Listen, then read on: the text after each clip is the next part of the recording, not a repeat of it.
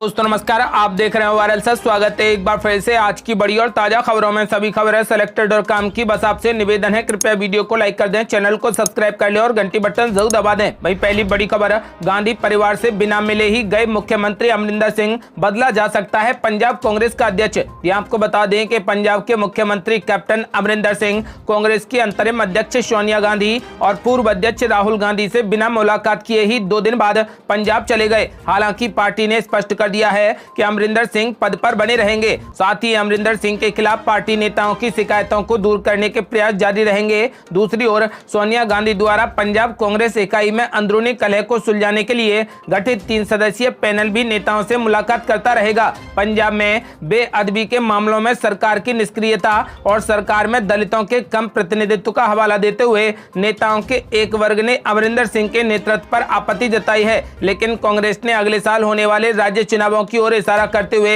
एकता की आवश्यकता पर जोर दिया है। आपको बता दें कि फिलहाल पंजाब कांग्रेस के प्रमुख सुनील कुमार जाखड़ की जगह किसी और को अध्यक्ष बनाए जाने पर मंथन हो रहा है। सूत्रों ने संकेत दिया है कि नवजोत सिंह सिद्धू या फिर कोई भी दलित चेहरा जाखड़ की जगह ले सकता है। अगली बड़ी खबर, कांग्रेस के वरिष्ठ नेता और पूर्व मुख्यमंत्री कमलनाथ ने शरद पवार से की मुलाकात। ये आपको बता दें कि फिलहाल कांग्रेस के वरिष्ठ नेता और मध्य प्रदेश के पूर्व मुख्यमंत्री कमलनाथ ने राकापा प्रमुख शरद पवार से मुलाकात की है। दोनों नेताओं की ये मुलाकात करीब आधे घंटे चली। ये मुलाकात शरद पवार के निवास पर हुई। उनकी ये मुलाकात ऐसे दिन हुई जब शरद पवार ने विभिन्न राजनीतिक दलों के नेताओं के साथ बैठक की। इस बैठक को गैर कांग्रेसी तीसरे मोर्चे के गठन के प्रयास के तौर पर देखा जा रहा है। दोनों नेताओं की इस मुलाकात से नई अटकलों को हवा मिली है। हालांकि शरद पवार के करीबी सूत्रों ने कहा यह शिष्टाचार मुलाकात थी और कमलनाथ उनसे मिलना चाहते थे क्योंकि पवार पिछले दिनों अस्वस्थ हो गए थे। आपको बता दें कि फिलहाल सभी पार्टियां मिलकर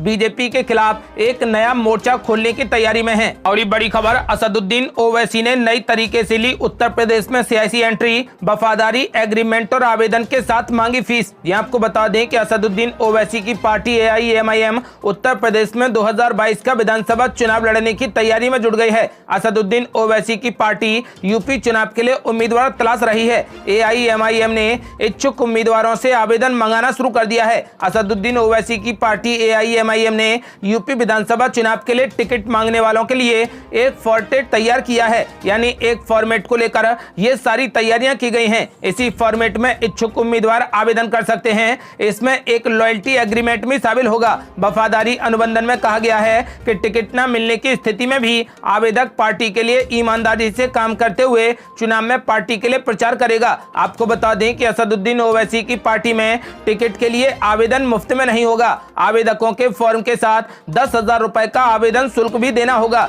AIMIM के प्रमुख अध्यक्ष शौकत अली ने कहा कि हमने उत्तर प्रदेश में 100 मुस्लिम बहुल सीटों पर चुनाव लड़ने का मन बना लिया है और समान विचारधारा वाले दलों के साथ संभावित गठबंधन को लेकर भी चर्चा हुई है। हालांकि इस पर कोई भी अंतिम फैसला नहीं लिया गया है। फिर भी हमारे लिए सपा और बसपा दोनों के दरवाजे खुले रहेंगे। आपको बता दें कि AIMIM सपा और बसपा दोनों के साथ मिलकर उत्तर प्रदेश का चुनाव लड़ना चाहती है। फिलहाल उत्तर प्रदेश के लिए असदुद्दीन ओवैसी ने सियासी एंट्री मार दी है। अगली बड़ी खबर, कोरोना टीकाकरण को लेकर राहुल गांधी का मोदी सरकार पर तगड़ा हमला। कहा अफसोस कि सरकार PR इवेंट से आगे नहीं बढ़ पा रही। ये आपको बता दें कि कोरोना टीकाकरण को लेकर कांग्रेस नेता राहुल गांधी ने एक बार फिर से मोदी सरकार पर तगड़ा हमला बोला। उन्होंने कहा कि कोरोना टीकाकरण जब तक निरंतर बड़े स्तर पर नहीं होता हमारा देश सुरक्षित नहीं है। अफसोस कि केंद्र सरकार PR इवेंट से आगे नहीं बढ़ पा रहा। वहीं कांग्रेस महासचिव प्रियंका गांधी ने कहा कि डेल्टा प्लस वेरिएंट में दस्तक दे चुका है और अभी मात्र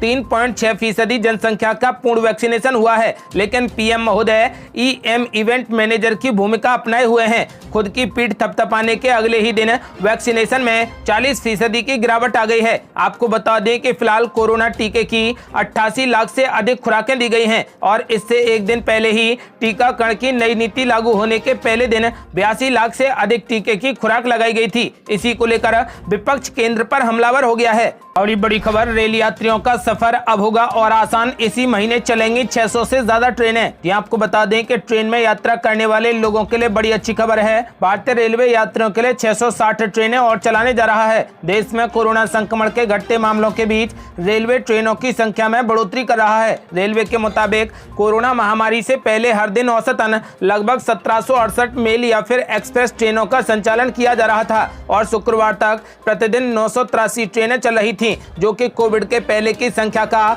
लगभग 56% है। रेलवे ने कहा कि ट्रेनों की संख्या को मांग के अनुसार धीरे धीरे बढ़ाया जा रहा है। रेलवे ने जोनल रेलवे से स्थानीय परिस्थितियों, टिकटों की मांग और क्षेत्र में कोविड की स्थिति को ध्यान में रखते हुए ट्रेनों को चरणबद्ध तरीके से बहाल करने का आदेश दे दिया है। रेलवे ट्रेनों की संख्या इसलिए बढ़ा रहा है ताकि आम लोगों, प्रवासी मजदूरों को आवागमन में सुविधा रहे और वेटिंग लिस्ट क्लियर हो सके। आपको बता दें कि फिलहाल रेलवे ने 600 से ज्यादा ट्रेनें चलाने का ऐलान कर दिया है। और ये बड़ी खबर, पीएम मोदी के साथ बैठक से पहले बोली महबूबा मुफ्ती, अनुच्छेद 370 की बहाली तक नहीं लड़ूंगी कोई भी चुनाव। ये आपको बता दें कि गुरुवार को प्रधानमंत्री नरेंद्र मोदी की बुलाई गई बैठक में हिस्सा लेने से पहले जम्मू कश्मीर की पूर्व मुख्यमंत्री महबूबा मुफ्ती ने एक बार फिर से पाकिस्तान से वार्ता और अनुच्छेद 370 की बहाली की मांग की है। उन्होंने कहा कि अगर सरकार दोहा में तालिबान से बात कर सकती है तो वह अपने लोगों से बात क्यों नहीं कर सकती। इतना ही नहीं, महबूबा मुफ्ती ने यह भी कहा कि कश्मीर में एक साधारण आम आदमी को भी आतंकवादी की तरह देखा जाता है।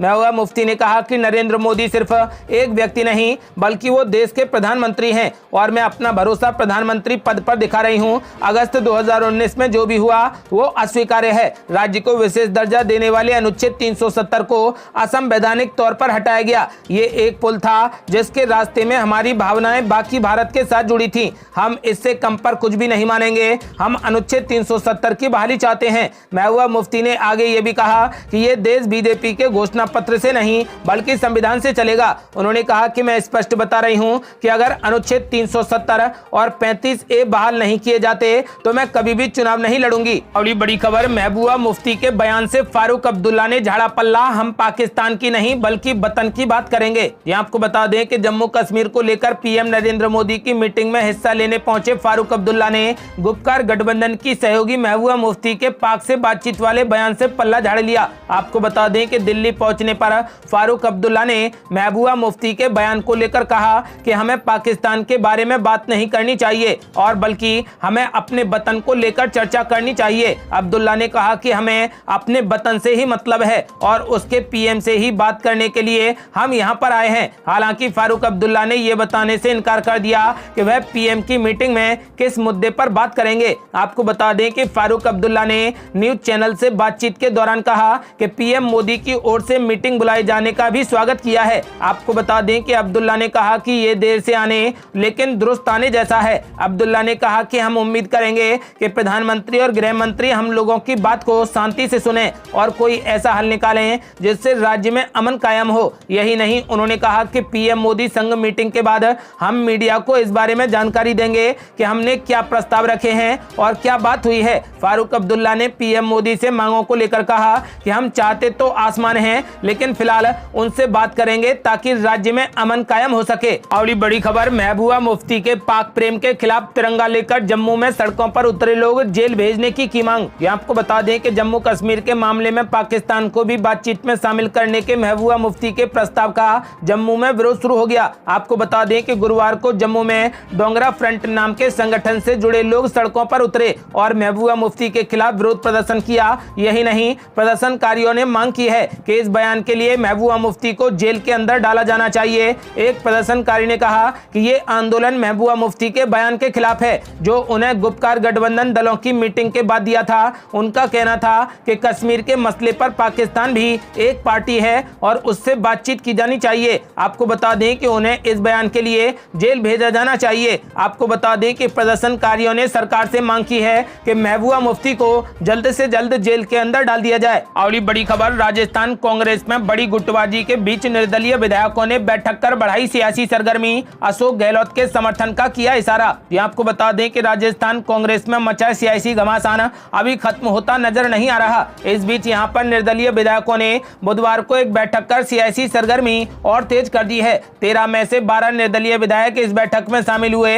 यहां आपको बता दें कि जब पिछले साल अशोक गहलोत सरकार पर संकट आया था, तब निर्दलीय विधायकों ने अशोक गहलोत खेमे को अपना समर्थन देकर सरकार को बिखरने से बचा लिया था। अभी राजस्थान में अशोक गहलोत और सचिन पायलट गुट के बीच राजनीतिक खेमेबाजी चरम पर है। ऐसे में निर्दलीय विधायकों की ये बैठक काफी अहम मानी जा रही है। इस बैठक के बाद जिस तरीके से निर्दलीय विधायकों ने मीडिया के सामने आकर अपनी बात रखी है, उससे ये जाहिर हो गया है कि सभी 12 विधायक एक बार फिर से अशोक गहलोत के समर्थन में खड़े हैं। और बड़ी खबर, सोनिया गांधी का कांग्रेस नेताओं को सख्त आदेश, कहा टीके पर हिचक करें दूर और बर्बादी भी रोकें। ये आपको बता दें कि कांग्रेस अध्यक्ष सोनिया गांधी ने देश में कोरोना टीकाकरण की धीमी गति को लेकर चिंता प्रकट की है। गुरुवार को डिजिटल मीटिंग के दौरान उन्होंने पार्टी महासचिवों से कहा कि वैक्सीन के प्रति हिचकिचाहटों को दूर करने के लिए तुरंत काम करें। साथ ही सोनिया गांधी ने मीटिंग में पार्टी के महासचिवों से कहा कि वे ये भी सुनिश्चित करें कि वैक्सीन की बर्बादी कम से कम हो। महामारी की तीसरी लहर की आशंका को देखते हुए